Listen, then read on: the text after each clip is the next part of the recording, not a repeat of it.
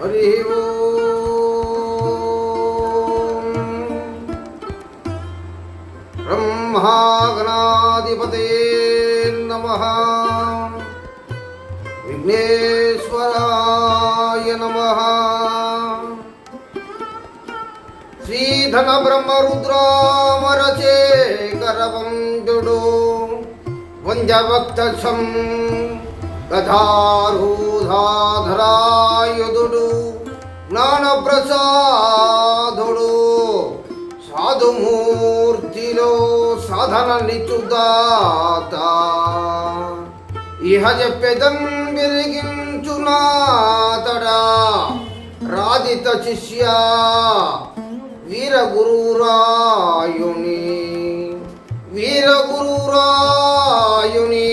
స్వర్ణం భుజేశదన్. జగద్గురు శ్రీమద్విరాట్ పోతులూరి వీరబ్రహ్మేంద్ర స్వామి వారి భక్తులందరికీ మనవి. జగద్గురు శ్రీమద్విరాట్ పోతులూరి వీరబ్రహ్మేంద్ర స్వాముల వారు స్వహస్తాలతో లిఖించినటువంటి సాంద్ర సింధు వేదమైన కాలజ్ఞాన గ్రంథములోని వారి ప్రియ శిష్యుడు త్రిమూర్తుల్లో రెండో వారైనటువంటి వారు అన్నంజయ స్వామి వారికి చెప్పినటువంటి కాలజ్ఞానమును చక్కగా వివరిస్తాము. అన్నంజయ స్వామి వారు అంటే ఎవరు, వారి యొక్క గొప్ప విశేషములను చక్కగా వివరిస్తాను, శ్రద్ధగా ఆలకించగలరు. ముందుగా జగద్గురు శ్రీమద్విరాట్ పోతులూరి వీరబ్రహ్మేంద్ర స్వాముల వారి సంపూర్ణ జీవిత చరిత్రను చలనచిత్రము ద్వారా నిర్మించి ఉన్నారు. నటరత్న విశ్వవిఖ్యాత నట సార్వభౌమ పద్మశ్రీ డాక్టర్ స్వర్గీయ నందమూరి తారక రామారావు గారు. చలనచిత్రం పేరు జగద్గురు శ్రీమద్విరాట్ పోతులూరి వీరబ్రహ్మేంద్ర స్వాముల వారి సంపూర్ణ జీవిత చరిత్ర అనే చలనచిత్రము ద్వారా నందమూరి తారక రామారావు గారు జగద్గురు వీరబ్రహ్మేంద్ర స్వాముల వారిగా నటించి ఆ మహానుభావుని గురించి ఇరు రాష్ట్రములో ఉన్నటువంటి తెలుగు వారికే కాక యావత్ ప్రపంచానికి చాటి చెప్పినటువంటి అన్న నందమూరి తారక రామారావు గారి పాదపద్మములకు ముందుగా మాతా గోవిందమాంబ సమేత జగద్గురు వీరబ్రహ్మేంద్ర స్వాముల వారి పాదపద్మములకు జగద్గురు వీరబ్రహ్మేంద్ర స్వాముల వారి భక్తకోటి శిష్యకోటి పాదపద్మములకు నమస్కరిస్తూ చక్కగా వివరిస్తున్నాను.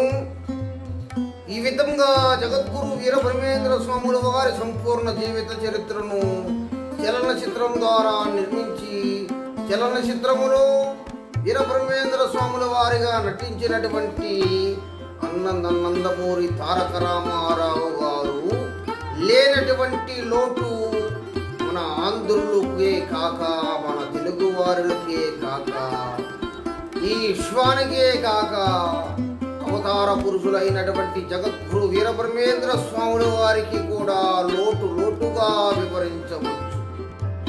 ఆ దేవదేవుడు అవతార పురుషుడికే లోటంటే ఖచ్చితంగా లోటే అనే విషయం స్పష్టంగా వివరించగలను.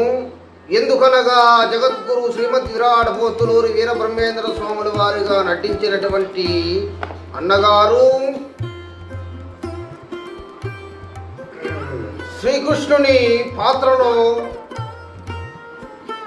17-18 చలనచిత్రాలలో నటించి ఆ శ్రీకృష్ణుని ఆ పరంధాముని మైమరిపించినటువంటి పుణ్యాత్ముడు యుగ పురుషుడు అన్న ఎన్టీ రామారావు గారు.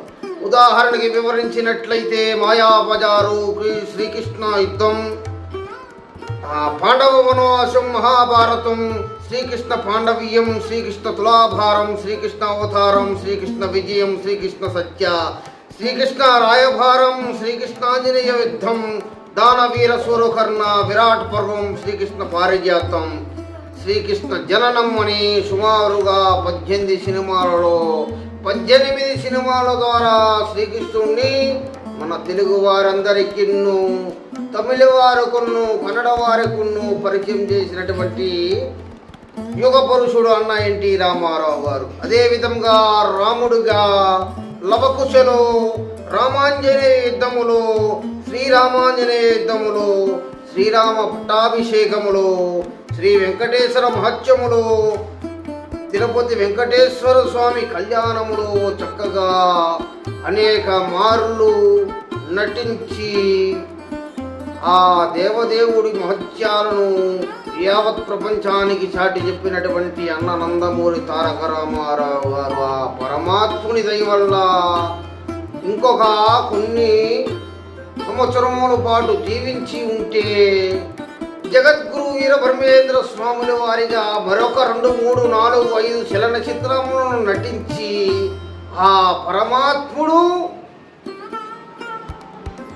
లిఖించినటువంటి సాంద్ర సింధు వేదమైన కాలజ్ఞానములో గ్రంథములోని అత్యంత దైవ రహస్యములను యావత్ ప్రపంచానికి ఈ మానవ జాతికి చక్కగా జ్ఞానోపదేశం చేసి ఉండేవారు అన్న రామారావు గారు. వారి లేకపోవటం అనేది వీరబ్రహ్మేంద్ర స్వాములు వారికి కూడా లోటేనన్న విషయాన్ని చక్కగా అభిప్రాయపరచవచ్చు. ఇంకా జగద్గురు వీరబ్రహ్మేంద్ర స్వాముల వారు స్వహస్తాలతో లిఖించినటువంటి చాంద్ర సింధు వేదమైన కాలజ్ఞాన గ్రంథములోకి ప్రవేశిద్దామండి. జగద్గురు శ్రీమద్ విరాట్ పోతులూరి వీరబ్రహ్మేంద్ర స్వాముల వారు వీరప్పాచార్యులుగా బనగానపల్లెలో గరిమిరెడ్డి అచ్చమ్మ గారు నిర్మించి ఇచ్చినటువంటి నేలమఠములో తపస్సు చేసుకుంటూ ఉండగా భక్తులకు బ్రహ్మజ్ఞాన ఉపదేశమును ఉపదేశించేవారు.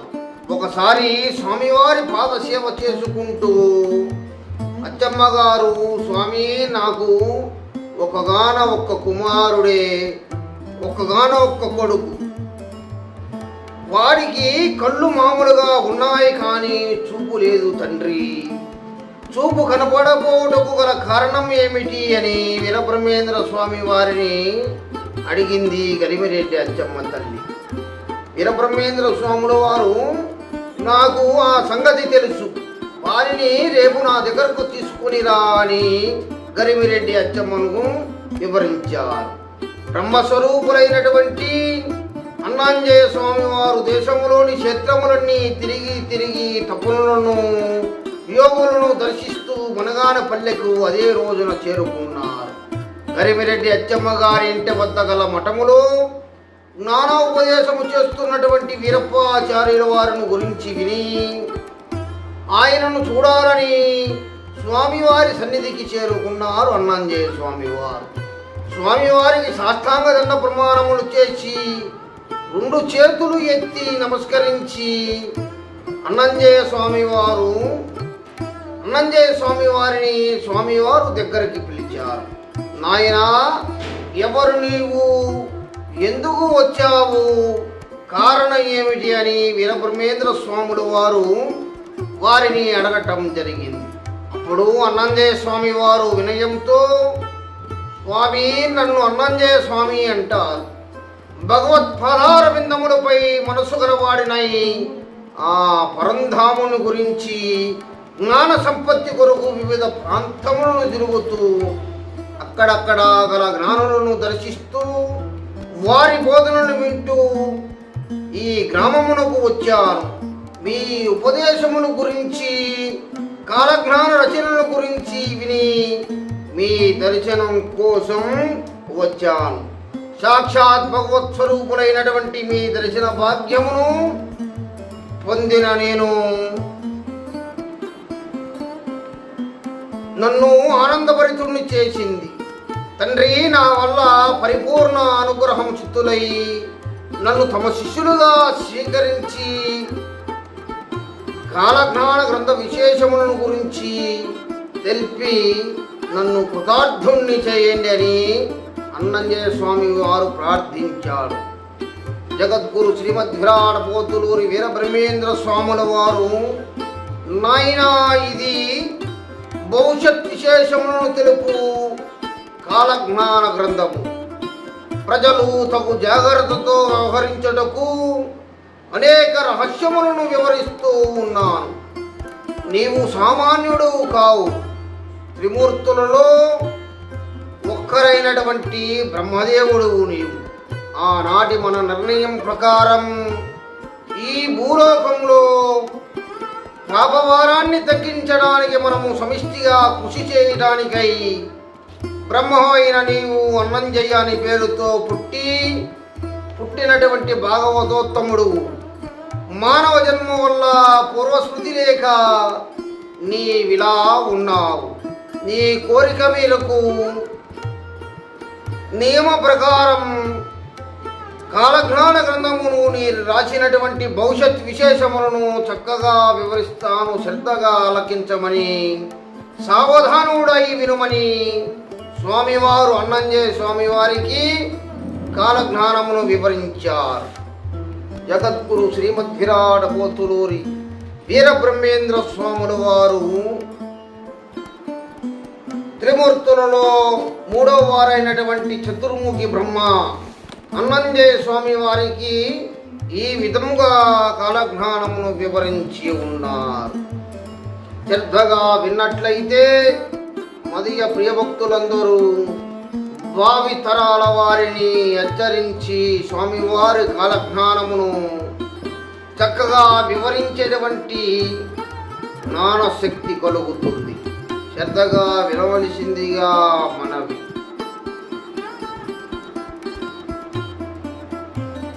చతురంగ బలాలలో రాజ్యాలే రారాజులు హరించుకుపోతారని, జార చోరులు మికుటమవుతారని, మత కలహాలు చుట్టుముడతాయని, ఊరూరా ఒక శక్తి పుట్టి ప్రపంచం తల్లడిల్లుతుందని మేకల పోతులు రాత్రులందు అరవగా అది విని కొందరు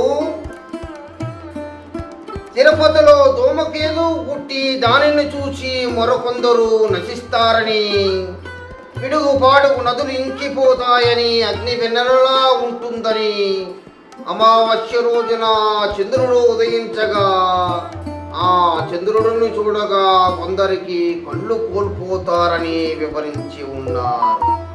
ఉత్తర దిక్కున శుద్ధ పాఠ్యమి రోజున ఉరుములు మెరుపులు మెరిచి పిడుగులు పడగా వెనువెంట మాయా జంగములు ఒక అడుగుకు 7 అడుగులు నడుచుకుంటూ వస్తారని వివరించి ఉన్నారు. బెంగళూరు నందయ్యని వాడు ఉద్భవిస్తాడని, అది మీకు నిదర్శనమని వివరించి ఉన్నారు. తల్లిని పిల్లలు, పిల్లని తల్లులు చూడక పొలములు పట్టి తిరుగుతారని వివరించి ఉన్నారు.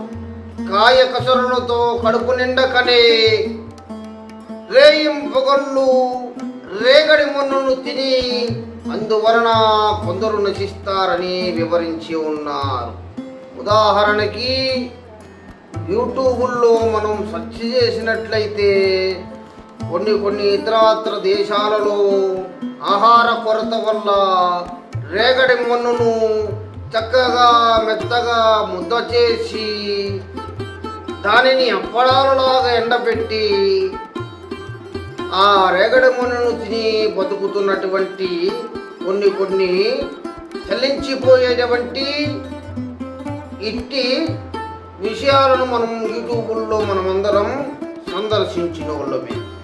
అర్ధరాత్రులెందు గ్రామాలలో కేకలు వినపడతాయని, శీలవంతులు నీళ్లల్లో పడి చస్తారని, ఆచారవంతులు అనాచారులైపోతారని, ఉత్తమ కులముల వారు అమంగళమైపోతారని, ఇంకా వారికి ఇంకా అనేక గండములు కలుగుతాయని, నా రాకకు ముందు దుస్తులెల్లలో నశించిపోతారని, మహనీయుడవు లింగయ్య నిజరూపము చూపేనని, మనసులు కల్లోలపడునని వివరించి ఉన్నారు. జగద్గురు శ్రీమద్ విరాట పోతులూరి వీరబ్రహ్మేంద్ర స్వాముల వారు ఈ విధంగా శ్రీశైల తీర్థము గురించి వివరించి ఉన్నారండి. శ్రీశైల తీర్థము నశిస్తుందని శ్రీశైల మల్లికార్జునుడు మానవులతో మాట్లాడతాడని, నందికొండకు ఉత్తరాన గల గృహలలో 120 గుర్రములు వికృత మనుషులు ఉద్భవిస్తారని వివరించి ఉన్నారు. నందికొండ అనగా జగద్గురు శ్రీమద్ విరాట్ పోతులూరి వీర బ్రహ్మేంద్ర స్వాముల వారు దత్తపుత్రుడిగా బాల్యం గడిపినటువంటి పాపాగ్ని మఠం. ఆ మఠం నందికొండపై ఉన్నది. అది కర్ణాటక పాపాగ్ని మఠం, చిక్బల్లాపూర్.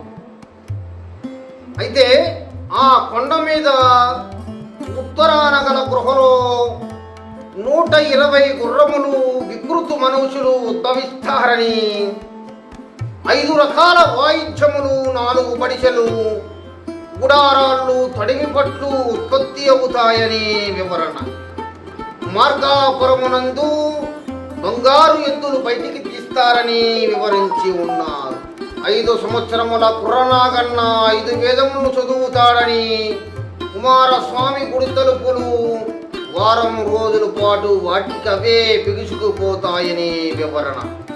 7 ఋషుల వంశీకులు దుర్మార్గనర్తలకు ఎగబడతారని, ద్విజులు సత్ప్రవర్తనను చూసుకుంటారని, దేవ బ్రాహ్మణులకు ద్విజులకు జాతి వైర్యములు కలుగుతాయని, మతవాదముల వలన ద్విజులు తలలు దించుకుంటారని వివరించి ఉన్నారు. లింగాపురమునందు ఒక శక్తి పుట్టేను. శ్రీశైల మల్లికార్జుని గుడిలోని విగ్రహములకు స్వరూపములు వచ్చి అటుపై ఊరూరా నాట్యము చెయ్యునని వివరించి ఉన్నారు. నేరస్తులకు భయం కలిగేనని వివరించారు. శ్రీశైల మల్లికార్జునుడు ప్రత్యక్షమై జగద్గురు శ్రీమతి విరాట్ పోతులూరి వీర బ్రహ్మేంద్ర స్వాముల వారు వీరభోగ వసంతరాయులై రానున్నారని, ప్రజలతో ముచ్చటించి అదృశ్యమయ్యేనని వివరించి ఉన్నారు. రక్తవర్షము పడునని, కంచి కామాక్షీదేవి ఆవేశముతో దక్షిణ దేశ ప్రజలను బిడ్డలను నష్టపరుచునని వివరించి ఉన్నారు. దేశములకు దేవతల పంపులు జరిగేనట.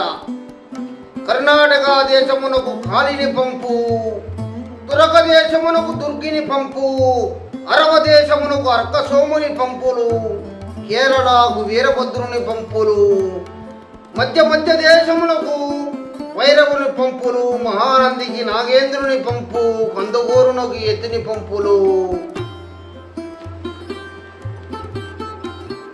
జరిగేనని, 8 దిక్కులు ఎందు 7 ఏళ్ల పసివాళ్ళు మొదలుకొని నడినెత్తి పగిలి గండమానలు కలిగి రాచపుండ్లు పుట్టి నోటి ఎందు బొబ్బలెక్కి ముఖమునందు పుండ్లు లేచి వింత వ్యాధుల వలన కూర్చున్నవారు కూర్చున్నట్లుగా, నిల్చున్నవారు నిలుచున్నట్లుగా, మాట్లాడుతున్నవారు మాట్లాడుతున్నట్లుగా, భోజనం చేసేవారు భోజనం చేస్తున్నట్లుగా, నిద్రించేవారు నిద్రిస్తున్నట్లుగా, ఎచ్చటి వారు అచ్చట పడి నాశనమైపోతారని వివరించారు కాలజ్ఞానములు.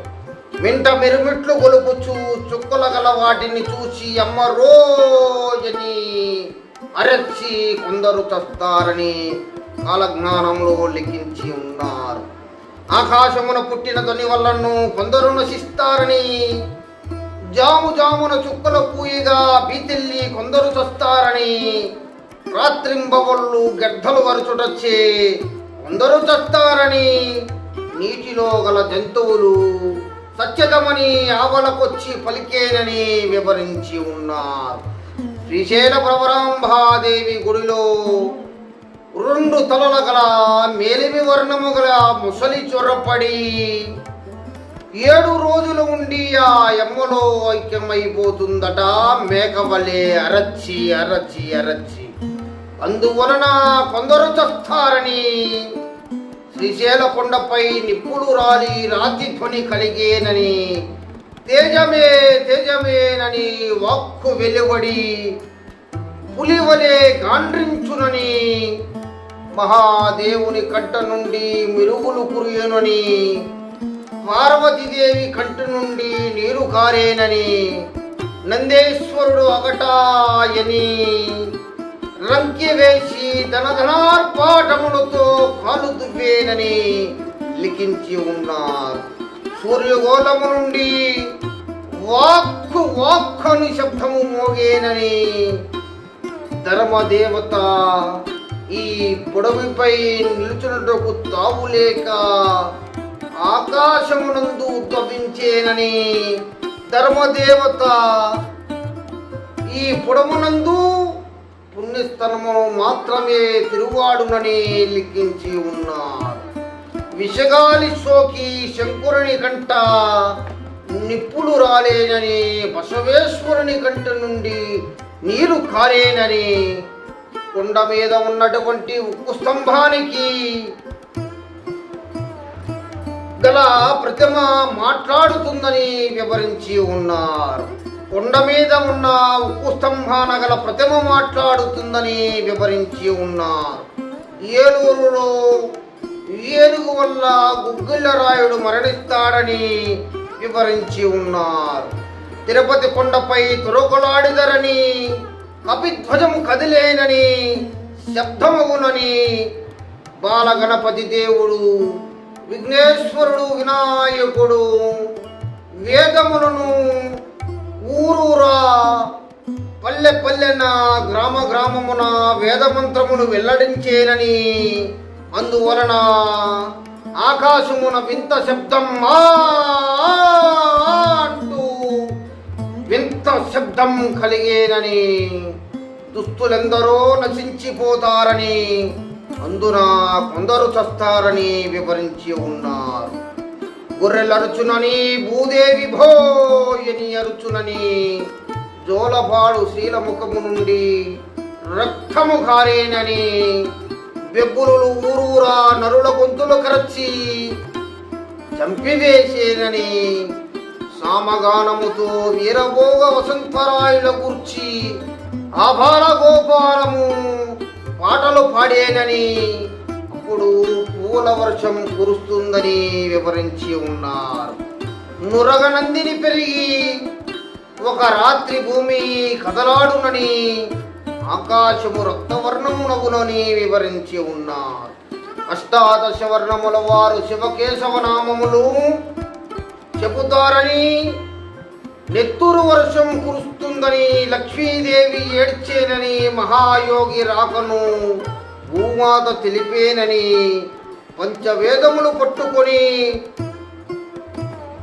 పాంచానములు బజారులందు పంచాంగములు చెబుతారని, విప్రులు ప్రజాతి దాసువులవుతారని, ఈశ్వరనామ సంవత్సరము నుండి విక్రమనామ సంవత్సరము వరకు 7 పట్టణములకు కలిపి ఒక పట్టణము చొప్పున, 7 గ్రామములు కలిపి ఒక గ్రామము చొప్పున, 7 దొడ్లకు కలిపి ఒక దొడ్డి మాత్రమే మిలిగి ఉంటుందని వివరించారు కాలజ్ఞానములు.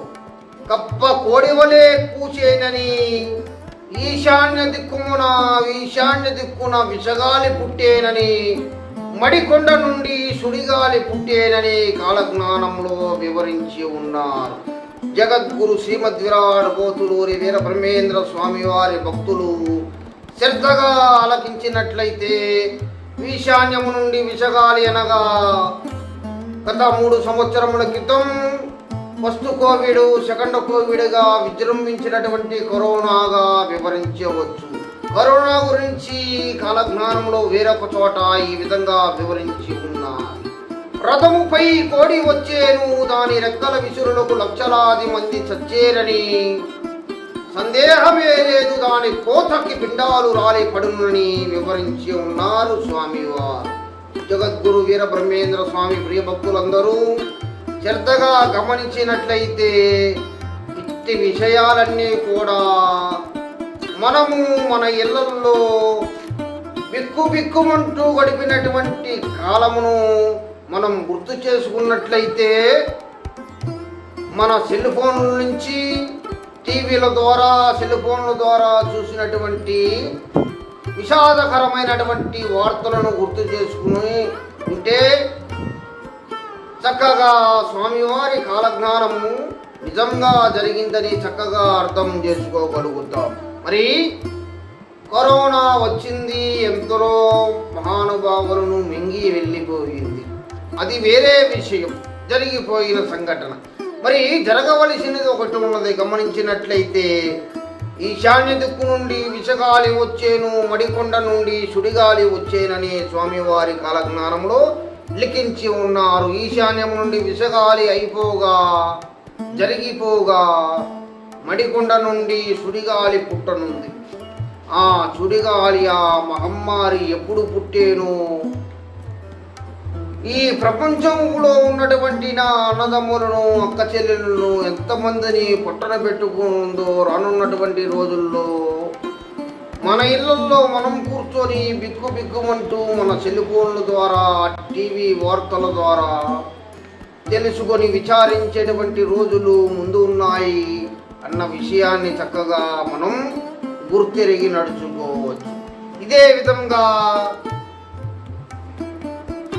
నా మఠానికి ఈశాన్యమున వాగవర్తి దిశగా మాంచాను వారి చిన్నదాని గర్భము పగిలి ఒక చిన్నవాడు జన్మిస్తాడట.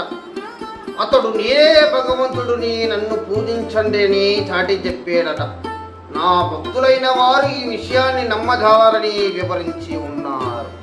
ఉత్తరాది ఎందుక మర్రితొర నుండి నెత్తిన కొమ్ములున్నటువంటి మహాత్ముడు పుట్టేనని, చీలిన చెట్టు నుండి ఆవలకొచ్చి దేశమున నేనే భగవంతుడిని, నన్ను పూజించండి చాటి చెప్పేనట. పడమటి ఎందుక చింతతొర్ర నుండి దిగంబరుడు అవతరించి దక్షిణాన నేనే భగవంతుడిని, నేనే గొప్పవాడును, నా భక్తులు నేనే గొప్పవాడునని వివరించేనట. నా భక్తులైన వారు ఇది కూడా నమ్మజాలరని కాలజ్ఞానంలో స్పష్టంగా వివరించి ఉన్నారు.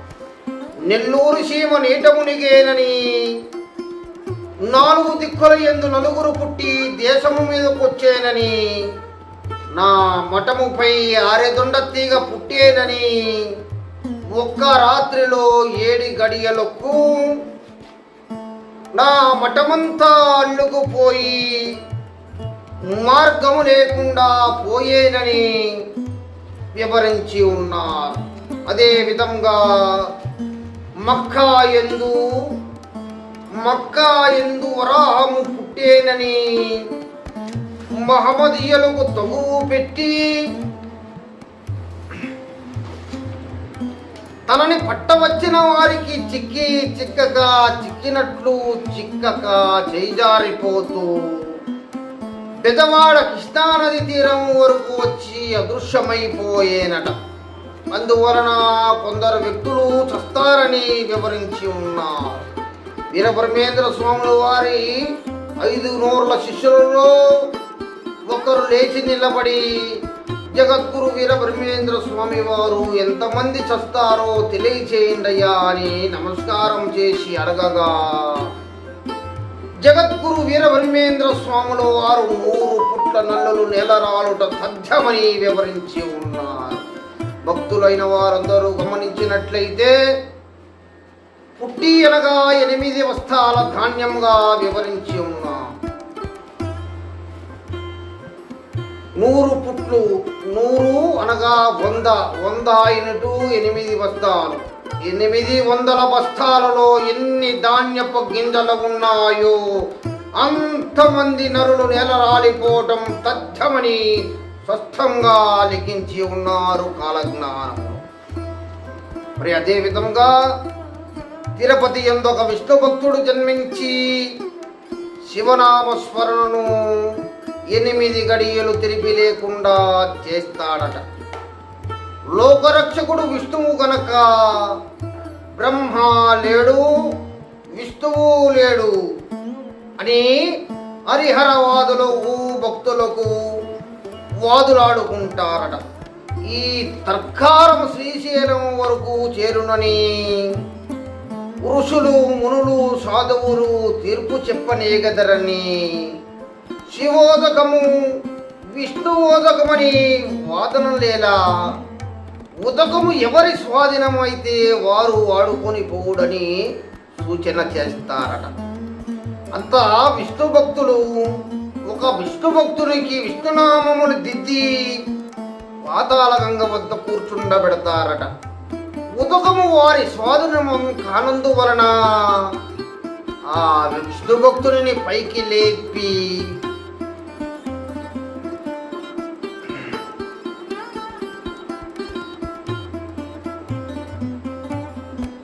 శివభక్తులు ఒకరికి శరీరమంతటా విభూది మర్దనను చేసి విభూది మర్దనను దిద్ది పాతాళ గంగలో కూర్చుండబెడతారట. అంతటా నీరు కలవెలలాడి ఓంకార శబ్దము జనిస్తూ ఓం ఓం ఓం అంటూ నదీ తీరములు సముద్రములు ఉప్పొంగి ఒక్క జాము కాలములో అండ పిండ బ్రహ్మాండ మందలిలో సమస్త జలమును మానవుల శరీరములోని రక్తములోని జలమును ఇంకిపోయేనని వివరించి ఉన్నారు. నా భక్తులైన వారు ఒత్తులై నిలిచేరని, అంతటా 32 నాదములు ఉద్భవించేనని, సూర్య చంద్రులు గతులు తప్పేనని, భూమి గడగడ వణికేనని, తల్లకిందులై పోయేనని, నా సజీవ సమాధి పగిలి రక్తము చిమ్మేనని, రక్తము పారేనని వివరించి ఉన్నారు కాలజ్ఞానము. నా భక్తులకు పాంచాననం వారు నా సమాధి వద్ద ప్రాణములు విడిచడం మంచిదని బయలుదేరుతారట. అమావాస్య రోజున చంద్రోదయము అవటం వలన ఇట్టి విరక్తులన్నీ కలుగుతాయని స్వామివారు కాలజ్ఞానంలో వివరించి ఉన్నారు.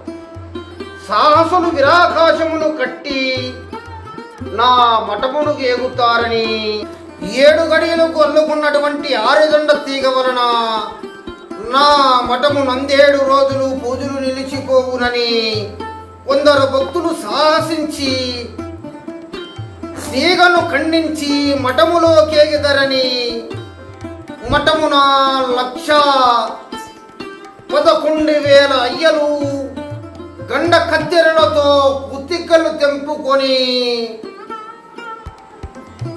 కుత్తికలు కత్తిరించుకొని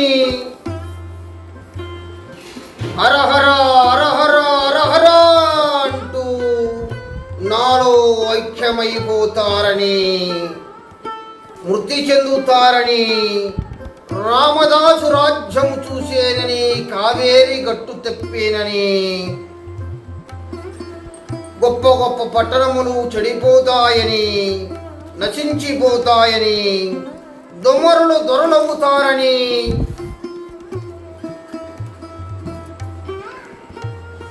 నా భక్తులు ధర్మమును వెదజల్లుతారని, నా నామమును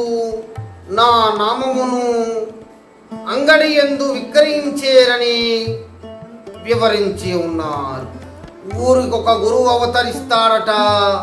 నన్ను నా కాలజ్ఞానము పూజించిన వారు సుఖపడతారని జగద్గురు వీరబ్రహ్మేంద్ర స్వాముల వారు ఈ విధంగా అన్నంజయ స్వామి వారికి కాలజ్ఞానమును బోధించి, అన్నంజయ్య ఇది ఏ కాలజ్ఞానమందలి ఉన్నటువంటి లిఖించినటువంటి దైవ రహస్యం. నీవు బ్రహ్మావతారుడు, నేను శ్రీహరిని. శంకరుడు ఆనంద భైరయోగి అని పేరిట పుట్టి గోహత్య మహాపాతకము నిర్వృత్తికై రాజయోగమునందు ఉన్నాడు.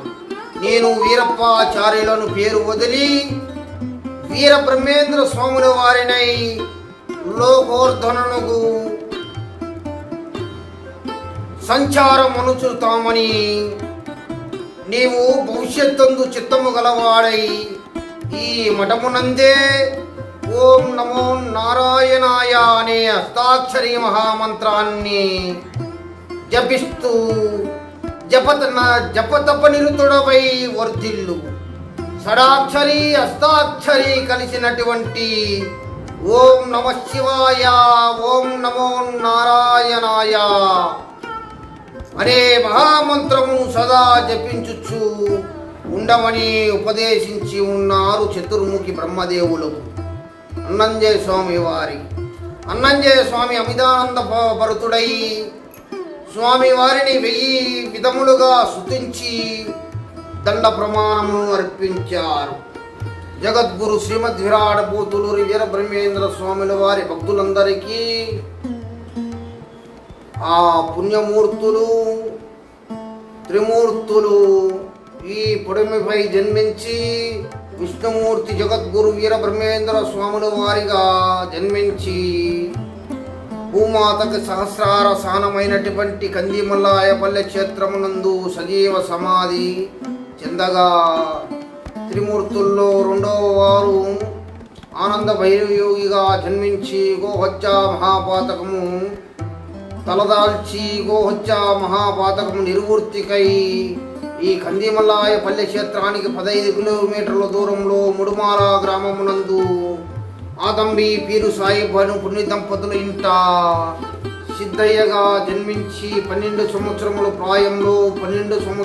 ప్రాయంలో జగద్గురు వీర బ్రహ్మేంద్ర స్వాముల వారి పాదసేవ చేపట్టి 12 సంవత్సరముల పాటు స్వామివారి సేవ చేసినటువంటి సిద్ధయ్య గారికి స్వామివారు అనేక బహుమతులు అనుగ్రహింపజేయగా వాటిని తీసుకొని ముడుమాల గ్రామమునందు సజీవ సమాధి చెంది ఉన్నారు. సాక్షాత్ పరమశివులు వారే సిద్ధయ్య గురుదేవుడు. మరి త్రిమూర్తులలో 3వ వారు చతుర్ముఖి బ్రహ్మ వారే ఇప్పుడు వరకు చెప్పుకున్నటువంటి అన్నంజయ స్వామి వారు. అన్నాంజయ స్వామి వారు జగద్గురు వీర బ్రహ్మేంద్ర స్వాముల వారు ఉపదేశించినటువంటి షడాక్షరి అష్టాక్షరి మహామంత్రమును ఓం నమ శివాయ, ఓం నమో నారాయణాయ అనే మూలమంత్రమును జపిస్తూ మనగానపల్లి గరిమిరెడ్డి అచ్చమ్మ గారు కట్టించి వీర బ్రహ్మేంద్ర స్వాముల వారికి బహుమానంగా ఇచ్చినటువంటి నేలమట్టమునందు ఆ చతుర్ముఖి బ్రహ్మ అన్నంజయ స్వామి వారు సజీవ సమాధి చెంది ఉన్నారండి.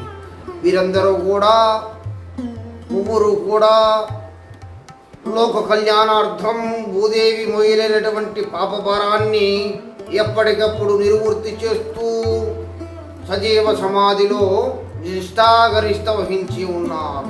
ఇట్టి త్రిమూర్తుల సజీవ సమాధి దర్శనము చేతను మానవుడికి ముక్తి తథ్యమని వివరించి ఉన్నారు పెద్దలు.